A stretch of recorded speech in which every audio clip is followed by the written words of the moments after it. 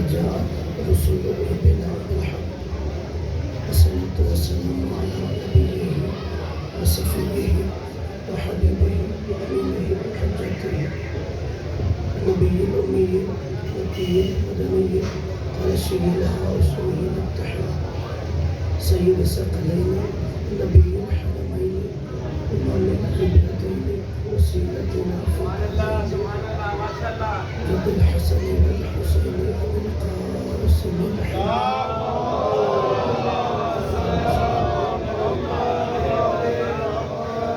وعلى آله الذين أذهب الله عنهم الرجس وطهرهم تطهيرا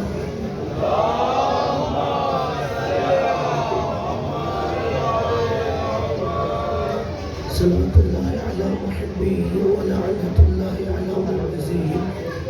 أما بعد فقد قال الإمام علي بن الحسين عليه السلام أعطينا ستة وفضلنا بسبعة نمازي بلند صلاة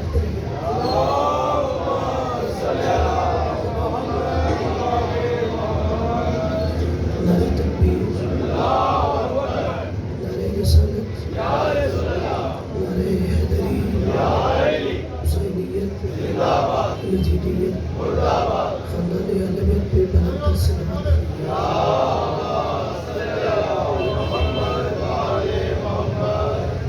سب سے پہلے دعا ہے کہ مالک آپ کا تشریف ہے، اپنی بارگاہ میں قبول و منظور فرمائے، اپنی دعائیں حاجات لے کے آئے مالک اپنی بارگاہ میں مستجاب فرمائے۔ مالک آپ تمام حاضرین کا سننا، خطبہ واعظین کا پڑھنا، بانیت کا صف اعلیٰ بچانا قبول فرمائے۔ ہم سب کو دنیا میں مولا حسین کی زیارت آخرت میں شفاعت نصیب فرمائے۔ حجت دورہ بقیت اللہ امام زمانہ کے ظہور میں تاجر فرمائے۔ ہمیں ان کے امان و انصار میں محشور فرمائے، ان کے قدموں میں شہادت نصیب فرمائے، اپنے اپنے دھم کی قبولیت کے لیے بلند پر صلوات۔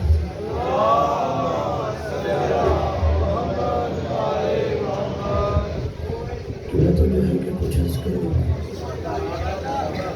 عزیز گرامی صاحبان ذی وقار برادران اسلام، میں نے آپ کی سماعتوں کی نظر امام سجاد علیہ السلام کا وہ جملہ تلاوت کیا ہے جو امام نے یزید کے دربار میں پڑھا تھا۔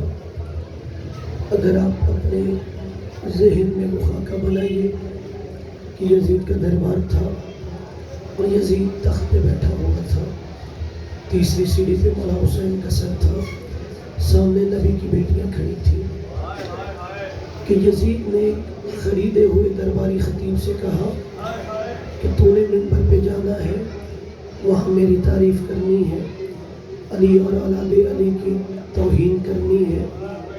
وہ خریدا ہوا درباری جیسے ہی منبر پہ جاتا ہے، یزید کی تعریف کرتا ہے، علی اور اولاد علی کی توہین کرتا ہے۔ جیسے ہی وہ خطیب نیچے اترا، مولا نے پہلا جملہ اسے مخاطب کر کے کہا وَيْلُكَ أَيُّهَا الْخَاطِبُ اشتریت مرضات المخلوق بسخط الخالق۔ اے خطاب کرنے والے، تجھ پہ افسوس ہے، تو نے بندے راضی کرنے کے لیے اللہ ناراض کر دیا۔ تھوڑا سا ساتھ بولتی آئیے جسے سمجھ آئے۔ مولا نے پہلا جملہ اس خریدے ہوئے یزیدی خطیب سے کہا افسوس ہے، تو نے بندے راضی کرنے کے لیے اللہ کو ناراض کر دیا ہے۔ قبلہ یہ میرا امام حجت خدا ہے، حجت خدا کا بیٹا ہے، 8 حجتوں کا باپ ہے۔ مولا سجاد یزید کے دربار میں بتا رہے تھے 2 طرح کے خطیب ہوتے ہیں، ایک حسینی خطیب ہوتا ہے، ایک یزیدی خطیب ہوتا ہے۔ کا جو بندے راضی کرے وہ یزیدی ہوتا ہے، جو اللہ راضی کرے وہ حسینی ہوتا ہے۔ مولا آپ کے سلام کہا ایک حسینی خطیب ہے، ایک یزیدی خطیب ہے۔ جو بندے راضی کرے وہ یزیدی ہوتا ہے، جو اللہ راضی کرے وہ حسینی ہوتا ہے۔ اب مولا نے یزید سے کہا اِذن لی حتی اسعد هذه الاعواد، یزید اب تو مجھے بھی اجازت دو کہ میں لکڑیوں کے اس ڈھیر پر کھڑا ہو جاؤں۔ جسے جملہ سمجھ آیا ہے امام کی بلاغت کا، اسے میں سلام پیش کرتا ہوں۔ امام نے یہ نہیں فرمایا کہ مجھے اجازت ہے میں منبر پہ چلا جاؤں. کائزل لی حتی اسعد هذه الاعواد، یزید مجھے اجازت دو میں بھی لکڑیوں کے اس ڈھیر پہ کھڑا ہو جاؤں. میں کہوں گا مولا اس کی شکل تو منبر جیسی ہے، مولا شکل تو اس کی بھی منبر جیسی ہے، آپ نے اسے منبر کیوں نہیں کہا، لکڑیوں کا ڈھیر کیوں کہا ہے؟ عجب نہیں کہ میرے چوتھے امام فرمائے خون حسین کا وارث والا حسین کا بیٹا کہے میں یزید کے دربار میں منبر کا معیار بتا کے جا رہا ہوں. جہاں سے حق کی بات ہو، جہاں سے علی کی فضیلت بیان ہو وہ منبر ہوتا ہے. جہاں سے بغض علی کی بات ہو منبر کی شکل میں بھی ہو، منبر نہیں لکڑیوں کا ڈھیر ہوتا ہے. مولا ہاتھوں کو سلام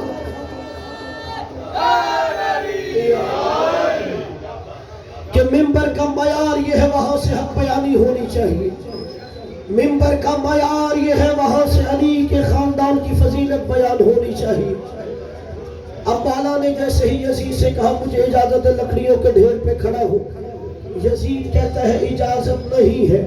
اب وہ جو دربار میں لوگ تھے انہوں نے کہا جب تیرا خطیب گیا ہے، اس درباری خطیب نے اپنی بات کر لی، اب حسین کے بیٹے کو بھی وہاں جانے دو. الفضل ما شہید بہ الاعداء، میرے جتنے یہاں پہ برادران اسلام ہیں وہ جملہ آپ نے لوہے دل پہ نقش کرنا ہے. الفضل ما شہید بہ الاعداء، فضیلت وہ ہوتی ہے جس کی دشمن گواہی دے. یزید کہتا ہے تم نہیں جانتے انہو من اہل بیت قد زکوا العلم زکا، اس کا تعلق خاندان اہل بیت سے ہے. یہ اپنے بچے کو علم ایسے دیتے ہیں جیسے پرندہ اپنے بچے کو دانا دیا کرتا ہے. مولا سلامت رکھیں ہاتھوں کو، یہ ہاتھ کسی کا محتاج نہ ہو.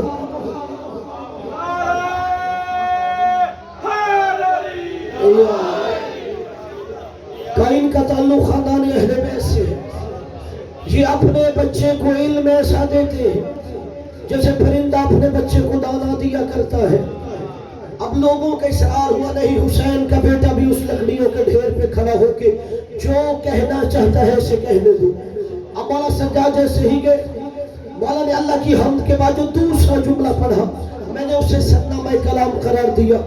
مولا نے کہا اعطینا ستہ وفضلنا بسبع، لوگوں اللہ نے ہمیں 6 ایسی چیزیں عطا کی ہے ساری کائنات میں کوئی ہماری برابری نہیں کر سکتا.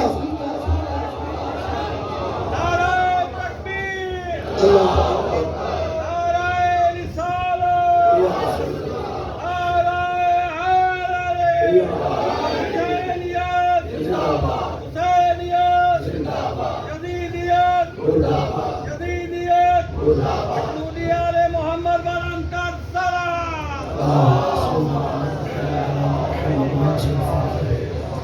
مولا نے کہ اللہ نے ہمیں 6 ایسی چیزیں عطا کی ہے کوئی اس کی برابری نہیں کر سکتا. وَفُضِّلْنَا بِسَبْعٍ، 7 میری خاندان کو ایسی فضیلتیں دی ہیں کسی اور خاندان کو وہ فضیلتیں نہیں دی.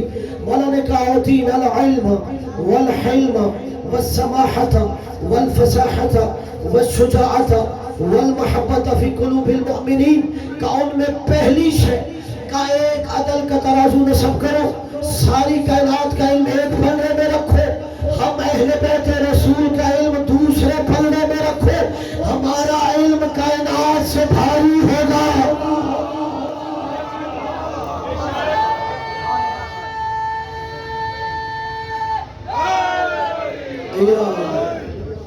کا ایک عدل کا ترازو نصب کر دو، ساری کائنات کا علم ایک پلڑے میں ہو، ہمارا علم دوسرے پلڑے میں ہو. امام سجاد نے کہا ہمارا علم بھاری ہوگا. اور قبلہ اس لیے چاہیے نبی کے اہل بیت میں سے 12 اماموں کی سیرت پڑھیے، کوئی ضعیف سے ضعیف روایت دکھائی ہو، کبھی کوئی کسی امام کے پاس مسئلہ پوچھنے آیا ہو امام نے کہا ہو میں نہیں جانتا.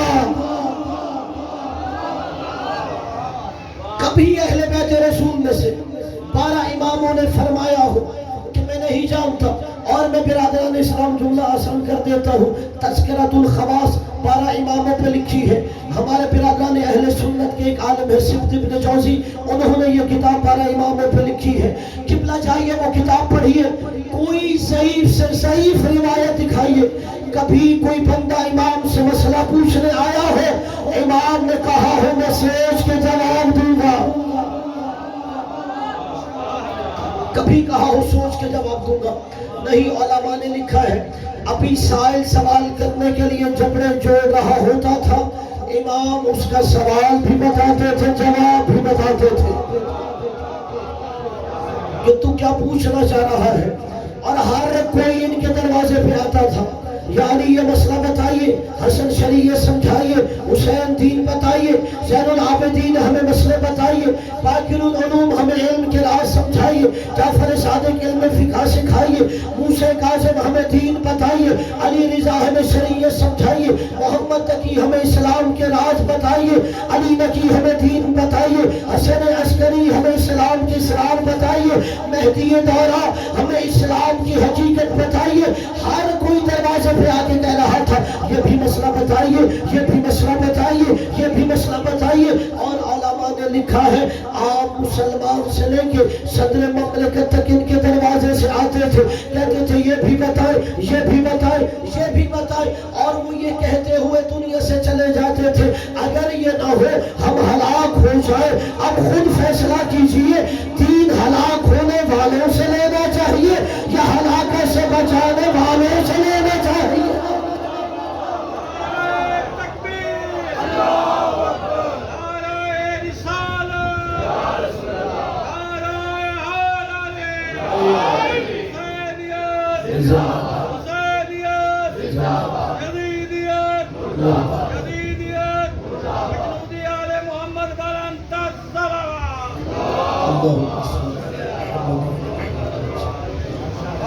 جو مولا نے کہا اللہ نے ہمیں علم دیا ہے، ہر کوئی ان کے دروازے سے علم کی بھیک لینے آیا کرتا تھا. اور شاید کوئی کہے دعویٰ ہے میں دلیل دے رہا ہوں. نبی کے بعد ایک مسئلہ آیا، حکومت کے پاس مسئلہ آیا کہ ایک بچہ پیدا ہوا، اس کے سر 2 ہیں دھڑ 1 ہے. کباب زندہ تھا، معاملہ چلتا رہا. اب باپ کا انتقال ہو گیا، وارثوں میں اختلاف ہو گیا ہے. کچھ کہتے ہیں یہ ایک بچہ ہے، کچھ کہتے ہیں یہ 2 بچے ہیں. کہتے ہیں چونکہ سر 2 ہے یہ 2 بچے ہیں، کچھ کہتے ہیں چونکہ دھڑ 1 ہے یہ 1 بچہ ہے. اب حکومت سے کہا کہ بتائیے وہ 1 بچہ ہے یا 2 بچے ہیں، اسے وراثت میں سے 1 کا حصہ دے یا 2 کا حصہ دے. جیسے حکومت کے پاس مسئلہ آیا، انہوں نے کہا ایسے مشکل مسئلے علی کے دروازے سے پوچھا کرو. مولا سلامت، ایسے مسئلے علی کے دروازے سے پوچھا کرو. اب وہی سائل والا علی کے دروازے پہ آیا کہ یا علی ایک مسئلہ بتائیے، 1 بچہ ہے، سر 2 ہے، دھڑ 1 ہے. کچھ کہتے ہیں یہ 1 ہے، کچھ کہتے ہیں 2 ہے. یا علی بتائیے اسے 1 بندے کا حصہ دے یا 2 بندے کا حصہ دے. مولا نے کہا یہ مشکل مسئلہ ہی نہیں. جب وہ بچہ سو رہا ہو آہستہ سے 1 کے کان میں جا کے اٹھاؤ. اگر 1 کے کان میں اٹھانے سے دونوں سر اٹھ جاتے ہیں، سمجھو اندر سے 1 بندہ ہے.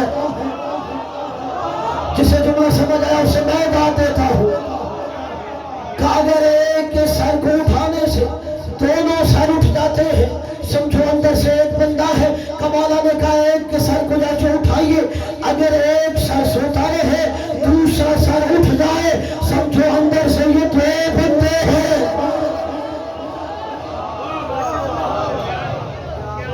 لوگ ایسے مشکل مسئلے علی کے دروازے سے آتے تھے. چلو اپنی قوم کے بچوں کا علمی ذوق دے کے ایک جملہ اور کہہ دیتا ہوں کہ لوگ مشکل مسئلے علی کے دروازے پہ آ کے پوچھتے تھے.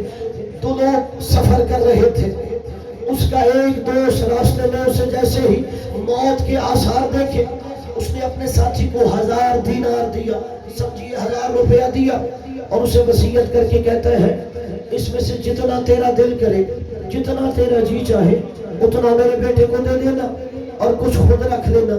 اب وہ وہاں سے واپس آیا، دوست کا انتقال ہو گیا. اس نے کہا ایسے کرتا ہوں 300 اس کے بیٹے کو دیتا ہوں، 700 روپیہ خود رکھ لیتا ہوں. کہا وصیت پہ عمل کرنے سے پہلے وہ مولا کائنات کے دروازے پہ جاتا ہے کہ علی سے پوچھوں یہ کیا مسئلہ صحیح ہے.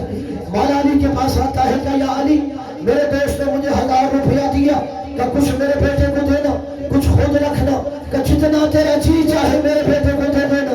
مولا نے کہا تو نے کیا سوچا کہ مولا میں 300 اس کے بیٹے کو دوں گا 700 خود رکھوں گا. مولا نے کہا وصیت پہ عمل نہیں ہوا کہ یا علی پھر کیا کروں. مولا نے کہا 700 اس کے بیٹے کو دے. جس سے جملہ سمجھ آیا ہے کہا 700 اس کے بیٹے کو دے 300 خود رکھ. مولا یہ کیسے؟ مولا نے کہا اس نے کہا جتنا تیرا دل کرے اتنا میرے بیٹے کو دینا ہے. مولا آپ کو سلام جتنا تیرا دل کرے.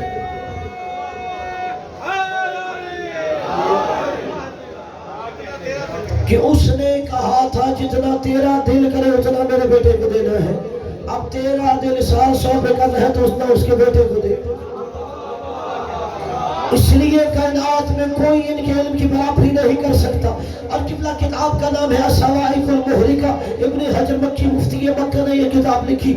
وہ کہتے ہیں نبی کے بعد صرف علی تھے جنہوں نے یہ دعویٰ کیا سنونی سنونی قبل ان تفتدونی کہ لوگوں جو پوچھنا چاہتے ہو علی سے پوچھ لو اس سے پہلے تم علی کو کھودو. اور کہا یہ سوچ کہ علی کے دروازے پہ آنا انی اعلم طرق السماء بطرق الارض علی آسمان کے راستے زمین سے بہتر جانتا ہے.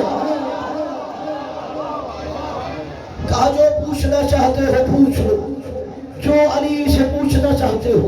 قبلہ یا یہ دعویٰ علی کر سکتا ہے یا اولاد علی معصوم کر سکتی ہے. اگر علی یا اولاد علی کے علاوہ کسی نے یہ دعویٰ کیا ہے وہ دنیا میں رسوا ہوا ہے. چلو میں ایک جملہ کہہ کے آگے بڑھ جاتا ہوں. بغداد کا سب سے بڑا خطیب بغدادی تھا. ایک دن اسے اپنے علم پہ غرور آیا اور غرور میں آ کے مسجد میں جا کے کہتے ہیں سنونی سنونی قبل ان تفقدونی جو پوچھنا چاہتے ہو مجھ سے پوچھ لو. اس سے پہلے خطیب بغدادی تم میں نہ رہے. اس کی شومی قسمت مسجد کے ساتھ والا گھر علی کے چاہنے والوں کا تھا. جیسے ہی اس نے یہ دعویٰ کیا جو پوچھنا چاہتے ہو پوچھ لو. گھر میں مرد کوئی نہیں تھا. مومنہ تھی. اس نے سر پہ چادر کی مسجد میں آ گئی کہ ابھی یہاں کوئی وہ دعویٰ کر رہا تھا جو علی نے دعویٰ کیا تھا. علی والا کوئی دعویٰ کر رہا تھا. اب فوراً خطیب بغدادی سینہ چوڑا کر کے کہتا ہے میں نے وہ دعویٰ کیا ہے. اس نے کہا یہ دعویٰ صرف علی کر سکتا ہے. اس نے کہا میرے سینے میں بھی اتنا علم ہے تم جو پوچھنا چاہتے ہو پوچھ لو. مومنہ کہتی ہے پھر سوچ لو کچھ پوچھ لو. اگر دعویٰ تم نے علی والا کیا ہے تو سوچ لو کچھ پوچھ لو. کہ اس لیے تو دعویٰ کیا ہے کچھ پوچھو. تو فوراً مومنہ کہتی ہے سبت ابن جوزی یہ بتاؤ جو تم نے سر پہ پگڑی باندھی ہے اس کے پیش کتنے ہیں؟ جس میں جملہ سمجھ آیا ہے سر اٹھا. کہا تو نے دعویٰ علی والا کیا ہے مجھے یہ بتا جو سر پہ پگڑی باندھی ہے اس کے پیش کتنے ہیں؟ سبت ابن جوزی کہتا ہے یہ تو معلوم نہیں. کہا یہ تو معلوم نہیں. مومنہ کہتی ہے پھر خود ہی سوچو خطیب بغدادی اپنے ہاتھ سے بنائی ہوئی پگڑی کے پیج تجھے معلوم نہیں اور دعوے علی والے کر رہا ہے.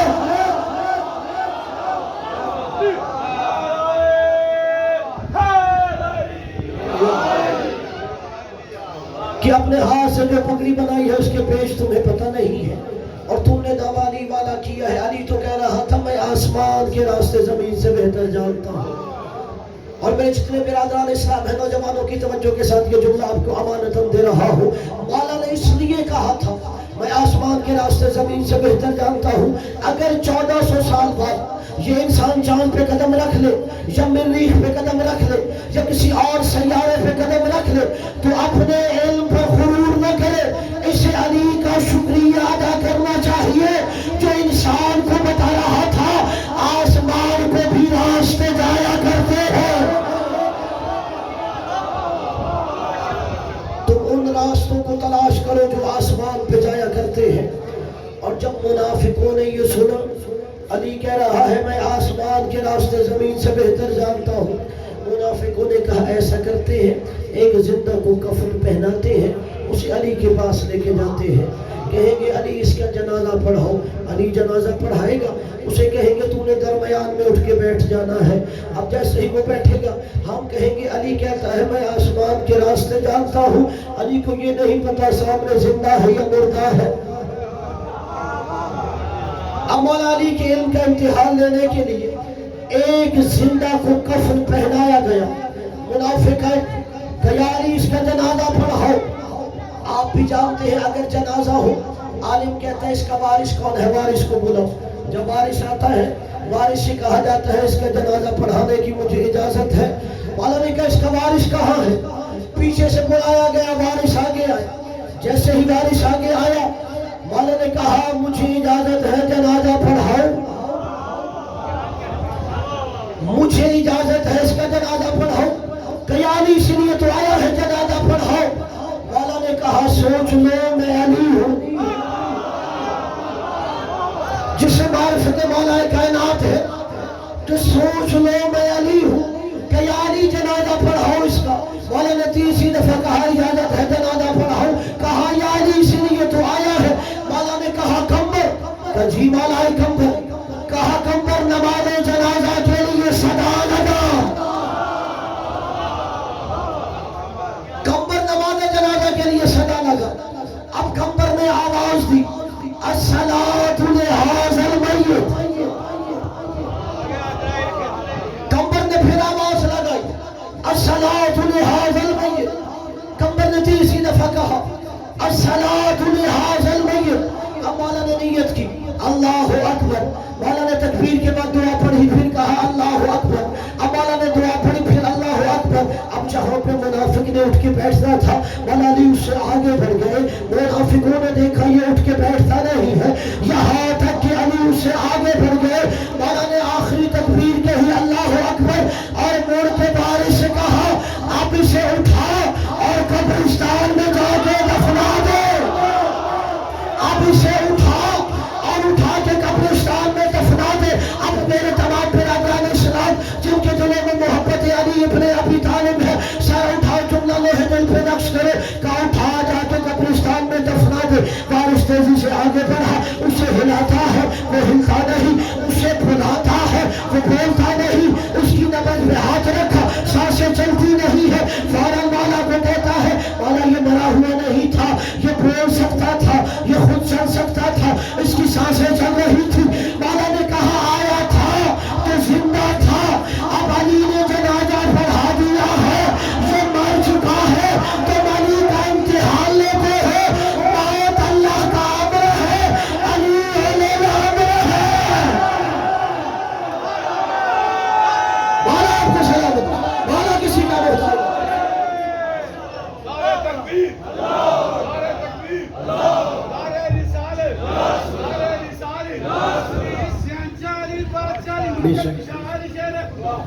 علی رب کا مطلب علی شان قرآن علی آنیزان علی میری جان علی دامن اوپر علی سب دان علی کل ایمان علی تیرا ایمان علی میرا ایمان نعرہ حیدری حیدری حیدری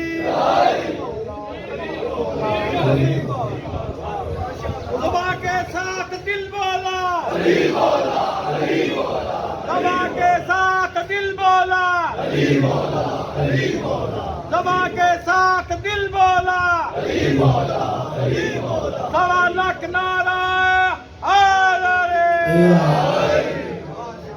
مولا نے کہا تم علی کا امتحان لیتے ہو، آیا تھا تو زندہ تھا، جب علی نے جنازہ پڑھا دیا یہ مر چکا ہے، اس لیے موت اللہ کا امر ہے، علی علیہ الامر ہے۔ اچھا یہ بتائیے یہ مرا کب تھا؟ مولا آپ کو سلامت رکھے۔ اگر کہو جب مولا نے نیت کی تب مرا تھا تو پھر کمبر صدا کس کی لگا رہا تھا؟ اگر کہو مولا نے تکبیر کہی نیت کر کے تب مرا تھا تو پھر کمبر کس کی صدا لگا رہا تھا؟ علماء کہتے ہیں جب جناب کمبر نے کہا صلاۃ لہذا المیت، मलकुल मौत उसी वक्त रूह कब्ज करके लेके चला गया था और दुनिया को अली अपना गुलाम समझा रहा था कि तुम अली के इख्तियार की बात करते हो। अली का गुलाम कब पर भी ऐसे मुनाफिकों को मार देता है। माला आपका सलाम। बिल्कुल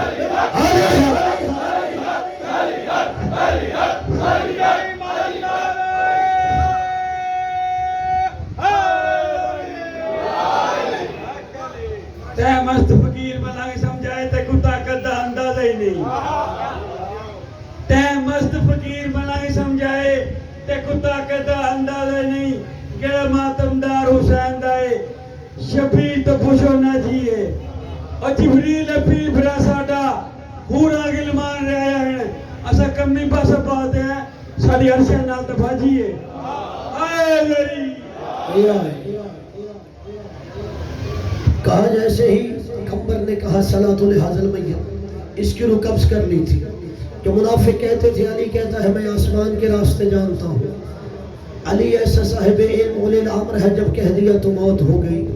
मौला ने कहा हमारे इल्म की कोई बराबरी नहीं कर सकता। दूसरा मौला ने यजीद के दरबार में कहा वल हिल्म, हमारे हिल्म बुर्दबारी की कोई मुकाबला नहीं कर सकता। और किबला जब एक दुश्मन आया मदीने में इमाम की तौहीन की, इमाम खामोश रहे।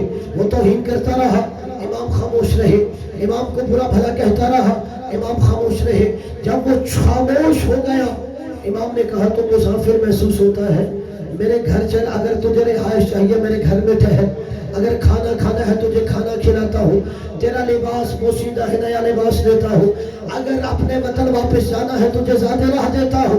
मौला ने कहा सवारी नहीं तुझे सवारी देता हूँ। फौरन वो दुश्मन इमाम के कदमों में गिर पड़े। कुरान की आयत पढ़ता है अल्लाहु आलम हैसु यजअलु रिसालता, अल्लाह बेहतर जानता है किस खानदान में रसूल रखने हैं। कि ऐसे ही बुर्दबार खानदानों में अल्लाह के रसूल हुआ करते हैं। फिर इमाम ने यजीद के दरबार में कहा तीसरी चीज, कायनात में कोई हमारी बराबरी नहीं कर सकता। वस्समाहा, कोई हमारी सखावत की बराबरी नहीं कर सकता। तो कोई कायनात में अहले बैत रसूल के बराबर सखी नहीं है। हालांकि सखावत की बात है, लोग हातम ताई को सोचने लगते हैं। और जब मौला अली के सामने भी कहा गया या अली हातम ताई बड़ा सखी था, मौला जानते थे दुनिया को समझाने के लिए कहा अच्छा कैसा सखी था? कहा या अली इतना सखी था, उसने 40 दरवाजे बनाए हुए थे। साइल एक दरवाजे से आगे मांगता था, हातम ताई अता करता था। साइल फिर दूसरे दरवाजे से आता, वो फिर भी अता करता। वो तीसरे दरवाजे से आता, वो फिर भी अता करता। यानी अगर वो 40 दरवाजों से होके आता, हातम ताई अता करता। मौला ने कहा ये कैसा सखी था? एक दरवाजे से देने के बाद भी फिर 39 दरवाजे पे जाना पड़ता। एक दरवाजे से देने के बाद भी उसे 39 दरवाजे पे जाना पड़ता। कि यानी फिर सखावत क्या है? मौला ने कहा सखावत ये होती है एक दरवाजे से साइल को इतना अता कर दो फिर वो किसी और दरवाजे पे न जाए। ये सखावत है।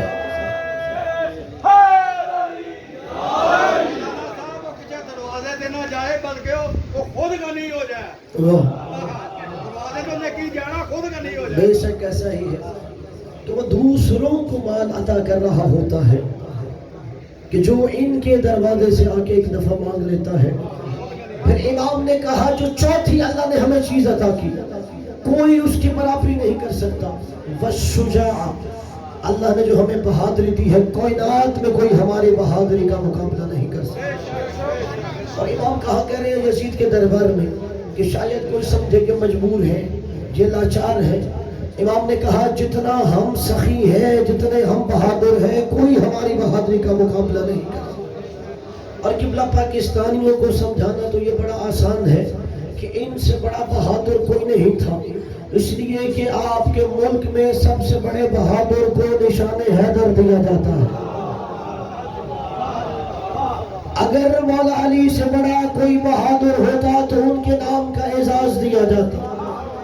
یہ اس بات کی دلیل ہے کہ نشان حیدر سب سے بڑے بہادر کو دیا جاتا ہے، اور قبلہ کہتے ہیں جسے نشان حیدر مل جائے اس کا مقام و مرتبہ کیسے بڑھ جاتا ہے۔ جسے نشان حیدر ملے اسے عام سپاہی سے لے کے فوج کے بڑے جرنیل تک کھڑا ہو کر سلوٹ کرتا ہے، اس لیے کہ اس کے سینے پہ نشان حیدر کا تمغہ ہے۔ اب جو آدمی ہے وہ سر اٹھائے، انہیں یہ جملہ ہدیہ کر رہا ہوں کہ جسے نشان حیدر مل جائے اسے عام سپاہی سے لے کے بڑے فوجی جرنیل تک کھڑا ہو کر سلوٹ کرتا ہے۔ تو میں کہہ رہا ہوں مجال کیا ہے بروز محشر، فرشتے ہم کو نہ دے سلامی، جو آدمی ہے وہ سر اٹھائے کہ جسے نشان حیدر مل جائے اسے ہر سپاہی سے لے کے جرنیل تک کھڑا ہو کے سلوٹ کرتا ہے، سلامی پیش کرتا ہے۔ میں نے کہا مجال کیا ہے بروز محشر، فرشتے ہم کو نہ دے سلامی،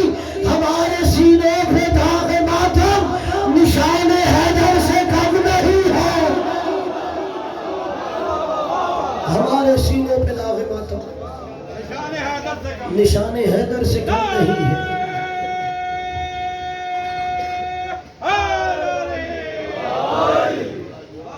مولا نے کہا ہم سے بڑا شجاع کوئی نہیں۔ دیکھیے بہادر وہ نہیں ہوتا جو بات بات پہ تلوار نکال لے، بہادر وہ ہوتا ہے جب تلوار نکالنی ہے تلوار نکالے، جب نیام میں رکھنی ہے نیام میں رکھے۔ اور جو بہادر ہے اس کے جنگ میں بھی اصول ہوتے ہیں، مولا علی کی جنگ میں بھی اصول تھے۔ پہلا اصول صرف ایک بتا کے آگے بڑھ رہا ہوں، مولا جنگ میں جس گھوڑے پہ سوار ہو کے آتے تھے وہ بڑا کمزور تھا، ضعیف تھا، نحیف تھا، لاغر تھا۔ لوگوں نے کہا یا علی آپ نے بڑھ بڑھ کے کافروں پہ حملہ کرنا ہوتا ہے، آپ کا یہ گھوڑا بڑا کمزور ہے، کوئی تیز رفتار گھوڑا لایا کیجئے۔ مولا نے کہا تیز رفتار گھوڑے وہ لاتے ہیں جس نے جنگ سے بھاگنا ہو۔ علی شجاع ہے، تیز رفتار گھوڑے وہ لے کے آئے جس نے جنگ سے بھاگنا ہو۔ مولا نے کہا یا وہ بندہ لے کے آئے جس نے بھاگتے ہوئے کافر کے پیچھے بھاگنا ہو۔ مولا نے کہا نہ کبھی علی جنگ سے بھاگا ہے نہ کبھی بھاگتے ہوئے کے پیچھے بھاگا ہے۔ مسلمانوں نے کہا یا علی یہ تو سمجھ آ گئی، آپ دشمن کے مقابلے میں جنگ سے نہیں بھاگتے، اس لیے اسلام میں دشمن کو پشت کھانا حرام ہوتی ہے۔ یعنی ایک کافر آپ کے مقابلے پہ آیا، اس نے مقابلے میں تلوار بھی نکالی اور آپ پہ وار بھی کیا، پھر آپ سے جنگ کے میدان سے فرار ہو گیا۔ یعنی جو مقابلے پہ کافر آیا اس کے پیچھے کیوں نہیں بھاگتے؟ مولا نے کہا اس لیے علی بھاگتے ہوئے کافر کے پیچھے نہیں بھاگتا، جب کوئی کافر علی کے مقابلے پہ آئے اور علی کو دیکھ کر میدان سے فرار ہو جائے، علی سمجھ جاتا ہے یہ بھاگتا ہوا کافر علی سے زندگی کی بھیک مانگ رہا ہے، یہ بھاگتا ہوا کافر علی سے زندگی کی بھیک مانگ رہا ہے۔ علی کی غیرت گوارا نہیں کرتی جنگ کے میدان میں بھی کوئی کافر سوال کرے علی اسے خالی واپس لوٹا دے۔ بہت سلامت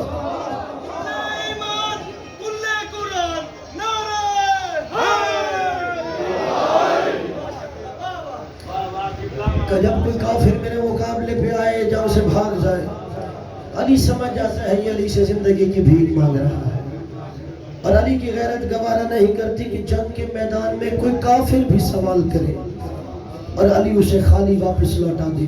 اور مولا نے کہا پانچویں چیز جو اللہ نے ہمیں عطا کی کوئی اس کی برابری نہیں کر سکتا، والفصاحہ، اللہ نے ہمیں فصاحت و بلاغت دی ہے۔ قبلہ یہ حجت خدا ہے۔ چلو میں بنت علی جناب زینب سلام اللہ علیہ کی ایک فصاحت کا جملہ کہہ کے آگے بڑھ رہا ہوں۔ آپ سنتے ہیں علماء خطبہ سے کہ مولا علی کی بیٹی نے مولا علی کے لہجے میں خطبہ دیا تھا۔ کیا صرف لہجہ علی والا تھا یا اثر بھی علی والا تھا؟ صرف لہجہ علی کا نہیں تھا، اثر بھی علی کے خطبے والا تھا۔ جائیے مقتل کی کتابیں پڑھیے، اب شام کے دربار میں گھوڑوں کی آواز، ڈھول باجے کی آواز، آہستہ سے مولا علی کی بیٹی نے فرمایا اس کو تو خاموش ہو جاؤ۔ روایت کے جملے ہیں فسکنت الانفاس، لوگوں کے سینوں میں سانسوں کی آوازیں رک گئی۔ آہستہ سے جناب سیدہ نے فرمایا اس کو تو خاموش ہو جاؤ۔ فسکنت الہوا، ہوا رک گئی۔ فاسچہ سے کہا اس کو تو خاموش ہو جاؤ، میں ہزار جانے بی بی کے قدموں سے مس ہو مرنے والی خاک پہ کروں. بی بی نے آہستہ سے کہا خاموش ہو جاؤ. فسکنت الاجراس فی اعناق الابل. اونٹوں کے گلے میں پڑی ہوئی گھنٹیوں کی آوازیں رک گئی. یہ فصاحت و بلاغت علی کے خطبے کا اثر تھا. اور مولا نے کہا جو چھٹی چیز اللہ نے ہمیں عطا کی, والمحبت فی قلوب المؤمنین, ہماری محبت مومن کے دل میں ہوتی ہے, منافق کے دل میں نہیں ہوتی. اور یزید کے دربار میں مولا نے یہ جملہ ارشاد فرمایا کہ اگر کوئی ہے تو کھڑا ہو کے کہہ دے کہ یہ ہمیں فضیلت نہیں ملی. پھر مولا نے کہا سنو, وَفُضِّلْنَا بِسَبْعٍ, اللہ نے میرے خاندان کو 7 ایسی فضیلتیں دی ہیں جو کسی اور خاندان کو نہیں ملی. کون سی 7 فضیلتیں میرے خاندان کو؟ من النبی المختار, من الصدیق ومن الطیار, من اسد اللہ واسد رسول, من سبط هذه الامہ, من سیدۃ النساء العالمین, من المہدی. امام سجاد فرماتے ہیں اللہ نے میرے خاندان کو پہلی فضیلت یہ دی ہے کہ جو نبی نبیوں کا بھی سردار ہے وہ نبی میرے خاندان سے ہے. کہ جس نبی پر کائنات ناز کرتی ہے وہ نبی میرے خاندان سے ہے. کہ من الصدیق, کہا وہ جو نبی کی تصدیق کر رہا تھا وہ علی میرا دادا ہے. من الطیار, سنتے ہو نبی کے ایک صحابی تھے جن کے دونوں بازو جنگ میں قلم ہو گئے. اللہ نے دو بازوؤں کے عوض انہیں 2 پر عطا کیے اور جنت میں فرشتوں کے ساتھ پرواز کر رہے ہیں. کہ لوگوں میں جعفر طیار میرا دادا ہے. کبھی اسد اللہ و اسد رسول, اللہ اور اللہ کے رسول کا شیر حمزہ میرے خاندان سے ہے. امام نے اس جملے سے ایک ہی جملے میں کفر, اسلام اور نفاق کی تاریخ لکھ دی. جناب حمزہ کا نام کیوں لیا کہ اللہ اور اللہ کا شیر حمزہ میرے خاندان سے ہے. امام یزید کو بتا رہے تھے حمزہ میرے خاندان سے ہے, ہندہ تیرے خاندان سے ہے. اور کہا منا سبط هذه الامہ, نبی نے کہا اس امت کے 2 نواسے ہیں جو جنت کے سردار ہیں. کہ وہ جنت کے دونوں سردار میرے خاندان سے ہیں. منا سیدۃ النساء العالمین, نبی نے کہا ایک مستور ہے جو کائنات کی عورتوں کی سردار ہے. کہ لوگوں وہ کائنات کی عورتوں کی سردار فاطمہ میری دادی ہے. پھر امام نے کہا سنو 7ویں فضیلت من المہدی. آپ سنتے ہو کہ نبی نے فرمایا اس وقت تک قیامت نہیں آ سکتی جب تک ان کا بیٹا مہدی دنیا میں نہ آ جائے. اور نبی نے کہا وہ دنیا کو ایسے عدل و انصاف سے بھر دیں گے جیسے یہ پہلے ظلم و جور سے بھر چکی ہوگی. مولا نے کہا لوگوں ساری کائنات جس مہدی کا انتظار کر رہی ہے وہ مہدی میری اولاد سے ہوگا.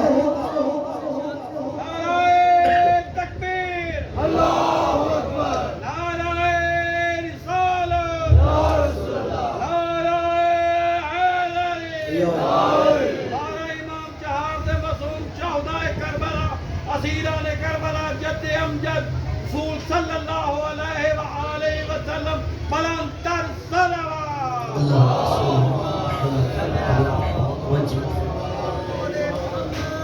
جب یزید کے دربار میں لوگوں نے سنا یہ تو بتا رہا ہے کہ سرکار محمد مصطفیٰ بھی میرے خاندان سے ہے, علی مرتضیٰ بھی میرے خاندان سے ہے, جناب جعفر طیار بھی میرے خاندان سے ہے, جناب حمزہ بھی میرے خاندان سے ہے, حسن و حسین جنت کے سردار میرے خاندان سے ہے, کائنات میں جنت کی عورتوں کی سردار فاطمہ میری دادی ہے, مہدی میرے خاندان سے ہوگا.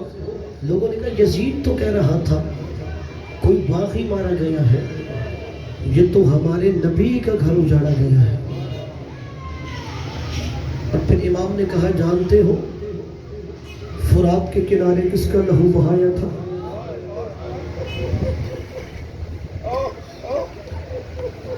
مولا نے کہا فرات کے کنارے جس کا لہو بہایا تھا کائنات میں اس کے سوا کوئی جنت کا سردار نہیں رہا تھا.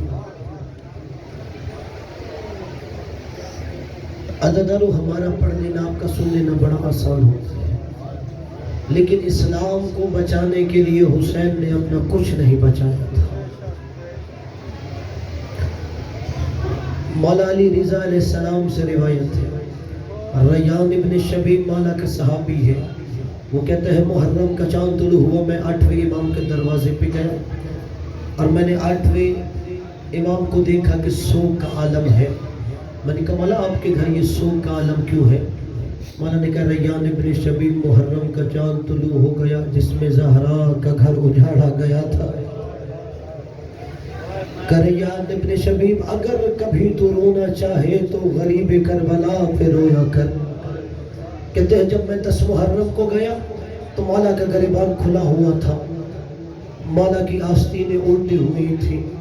مولا نے کہا ریان ابن شبیب ذبح جدی کما یذبح الکبش.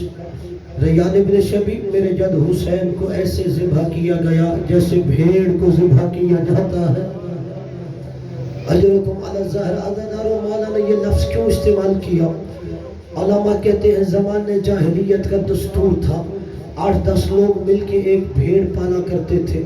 جب وہ بھیڑ 8-10 مہینے کی ہو جاتی لوگ اسے درمیان میں کھڑے کرتے، وہ 8-10 لوگ اطراف میں کھڑے ہو جاتے اور اس کے ہاتھ میں جو چیز ہوتی تھی اس بھیڑ کے پہ اسی سے حملہ کیا جاتا تھا.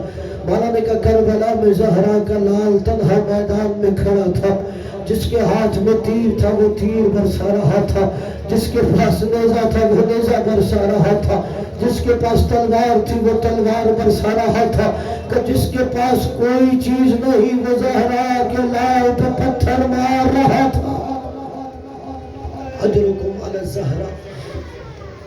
اور عزادارو اب تو یہ وہ ایام ہیں جن میں چہلم کیا جاتا ہے. جب نبی کی نواسی کربلا سے گزری تھی تو کہا تھا سجاد مجھے آخری دفعہ اپنے حسین کے لاشوں سے گزارو.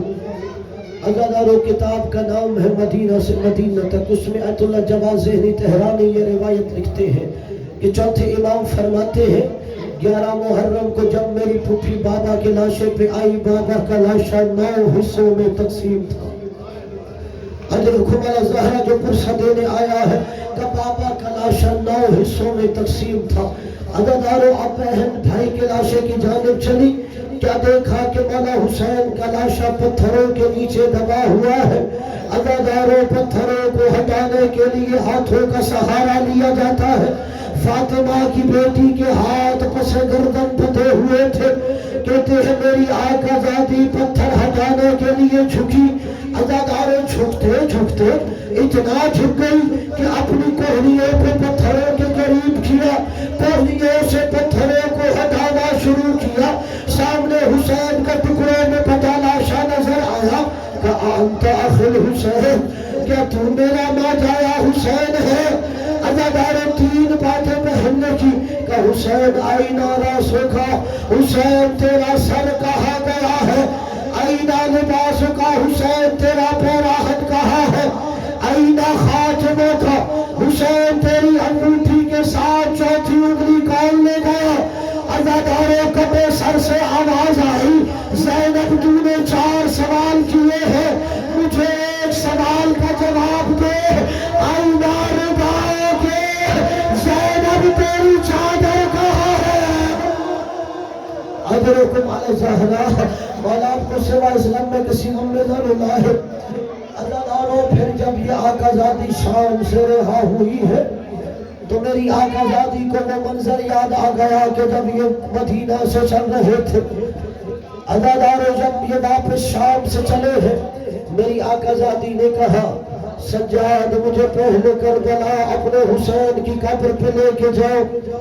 عزادارو توجہ میری طرف رکھیے گا، کوشش کرنا ہر آنکھ کا وضو ہو جائے. عزادارو جیسے ہی کربلا میں آئے تو کہتے ہیں کربلا کے پہلے زائر یہ بہن بھائی کی قبر کی نہیں ہے. اول زائر قبر الحسین جابر بن عبداللہ الانصاری. حسین کی قبر کا پہلا زائر صحابی رسول جناب جابر بن عبداللہ انصاری ہے. عزادارو کب آئے ہیں؟ 40 دن بعد نہیں، 1 سال اور 40 دن بعد قبر حسین کا پہلا زائر جابر ہے. جب میں نے یہ روایت پڑھی میں پریشان ہو گیا، کیا 1 سال اور 40 دن تک زہرا کی لال کی قبر پہ کوئی نہیں آیا تھا؟ عزادارو کیا زہرا کے بیٹے کی قبر پر 1 سال 40 دن تک کوئی نہیں آیا تھا؟ جناب جابر نے فرات کے کنارے غسل کیا. عزادارو آنکھوں کی بینائی ختم ہو چکی تھی. جناب عطیہ غلام ساتھ تھا. غسل کرنے کے بعد کہا عطیہ مجھے زہرا کے بیٹے کی قبر پہ لے چل. عزادار عطیہ جیسے ہی قبر پہ لے کے آیا کہا جابر آپ کے سامنے والا حسین کی قبر ہے. عزادار 3 دفعہ جابر نے کہا یا حسین یا حسین یا حسین. پھر خود کو قبر حسین پہ گرایا. آگے سے جواب نہ آیا. اب جابر کہتا ہے حبیب اللہ یجیب حبیبا. کیا بچپن کا دوست بچپن کے دوست کو جواب نہیں دے گا؟ پھر جابر خود ہی کہتا ہے جابر کس سے جواب مانگ رہا ہے؟ ابھی تو اس مظلوم کا ساتھ شام سے آیا ہی نہیں. حضرکم علی الزہرا. عزاداروں جسے رونا نہ آئے سروں کو جھکا کے گناہوں کی معافی مانگنا. زندگی کے کسی موڑ پہ کوئی ایسا غم ہوتا ہے جو غریبوں کے غم میں رونے نہیں دیتا. عزاداروں اب جابر عطیہ غلام سے کہتا ہے جابر کہتا ہے دعا مانگ عطیہ اگر آج میرا چوتھا امام کربلا میں آ جائے میں تجھے راہ خدا میں آزاد کر دوں گا. اتنے میں عطیہ کہتا ہے جابر کوئی شام کی طرف سے قافلہ آ رہا ہے. عزاداروں جابر کہتے عطیہ دیکھ کون آیا ہے. عزاداروں عطیہ نے جب آگے بڑھ کے دیکھا میرا چوتھا امام شام سے رہا ہو کے کربلا آ رہا تھا. عزاداروں عطیہ آگے بڑھا مولا کو گلے سے لگایا.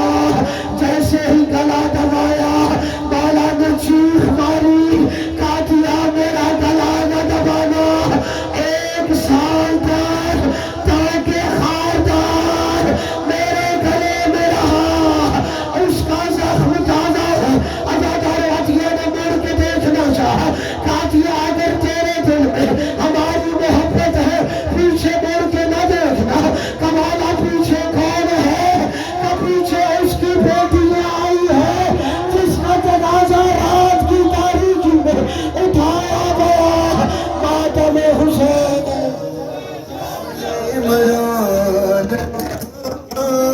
اور زندان کہاں لے بہن قید ہوئی بھلایا حاضی جھگڑا سے چلی صدا دے ہوئی بھلایا حاضی جھگڑا سے چلی صدا